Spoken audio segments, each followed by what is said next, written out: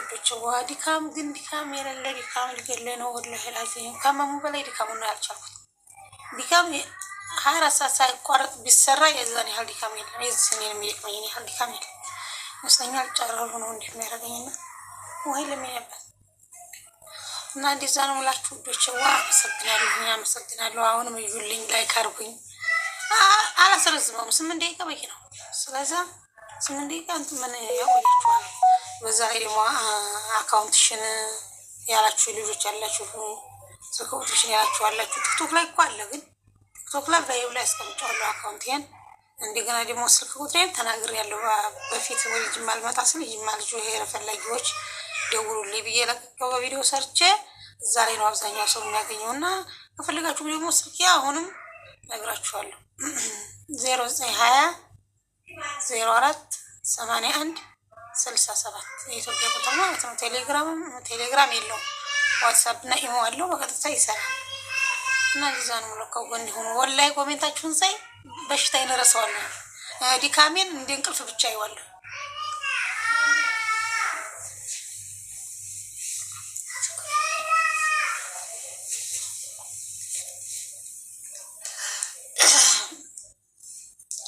እና እንደዛ ነው የምለው። አመሰግናለሁ ልጆች።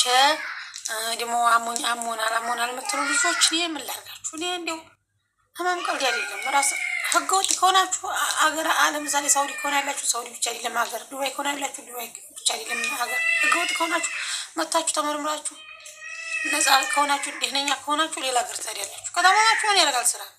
እና ብዙ ልጆች ደውሉልኛል። አሁንም ብዙ ልጆች አውርተውኛል። ያውም እኔ ስለማይሆን ልጅ ዝም ብዬ ማውራት ስለሚደክመኝ ዝም ብዬ ዝም ስላቸው ስላመመኝ ነው ጉሮሮዬን አንሽልኝ ሲሉኝ ያነሳሉ። ሲጽፉልኝ እንደዛ ሲሉኝ ያወራቸዋለሁ። እና ባፌ ምራቂ ሞላ ትፍትፍ በሉ በይ ይለኛል። በቃ ድምፄ አንዳንድ ጊዜ ይዘገኛል፣ አንዳንድ ጊዜ ይከፈታል ምናምን። ጤና ይቀድማል ከሁሉም በላይ።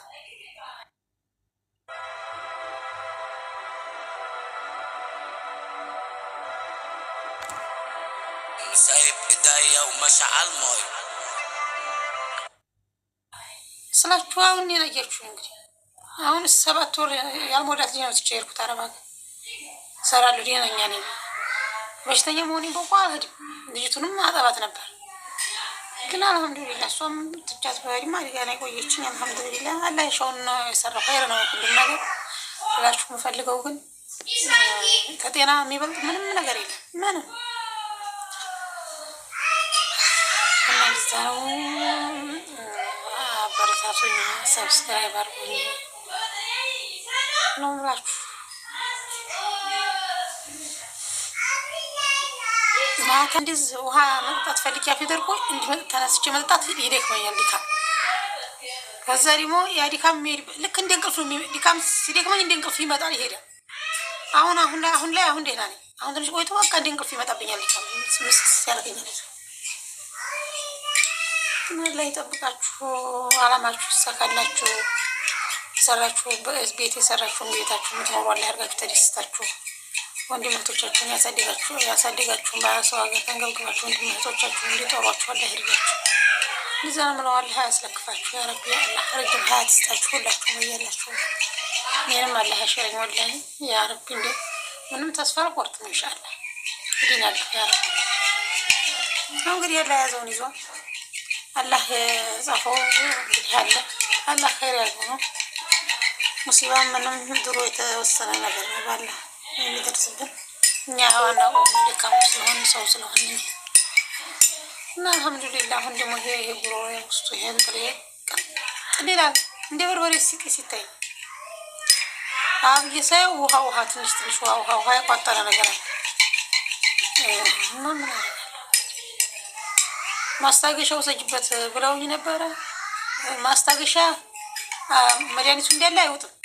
በጥብጬ ደግሞ እንጃ በሽሮብ ነገር ካለ ስላችሁ የለም፣ በመርፌ ስላችሁ የለም፣ በእንክብል ነው እና እንደዛ ነው። እስቲ እንግዲህ አላህ ይስጥር ያ ረቢ።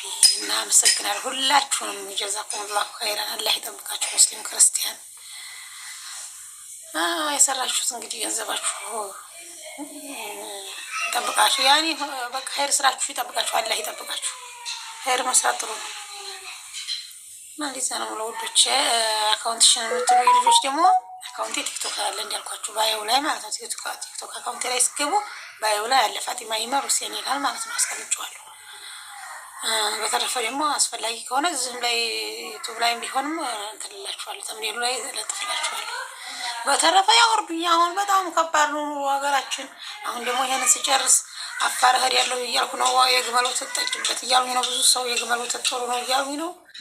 አፋር እሄዳለሁ። አፋር ሂጄ የግመል ወተት እና ሽንት ጠጭ። አረቦቹ እንደዛ ነው የሚሉኝ። የዛም ጠጭ ብለው የነበረ እኔ አሁን ሀገሬ መሄድ እፈልጋለሁ አልፈልግም ብያቸው ላይ ሰምችና 1-2 ሳምንት ይሄንን መድኃኒቱን ጀምሪ ብለው ነበር። ይህ ደግሞ ሀገሬ ላይ ሐኪሞቹ እንደዛ ስላሉኝ በቃ እንደዚህ ነው ሲሉኝ በቃ ቀጥታ የዛኑ ሰሞኑ መሞት ነው የመሰለኝና አልፈልግም ብዬ እምቢ አልኳቸው እንጂ እነሱ እዛ እናንተ አገር ግመል አለ ወይ እዚህ ሞከረሽ ወይ ምናምን ብለውኝ ነበር። አላኩል ያህል እና ገንዘብ ያስፈልገኛል። ያማል እዛም ቢሆን እዛ ሩቅ ነው ሀገሩ። በመኪና አይሆንልኝም፣ መንቀሳቀሰው በአየር ነው እና ትኬቱም ውድ ነው እና በቃ ማንኛውም እንዲታግዙ ይፈልጋል። ዩቱቤንም ሰብስክራይብ በማድረግ የምትችሉትንም በማገዝ ማለት ነው። እና ይሄ ነው የምላችሁ። እንዲ ሀገሬ ልጆች አላህ ይጠብቃችሁ። ያለ አሰላሙ አለይኩም ወራህመቱላሂ ወበረካቱ።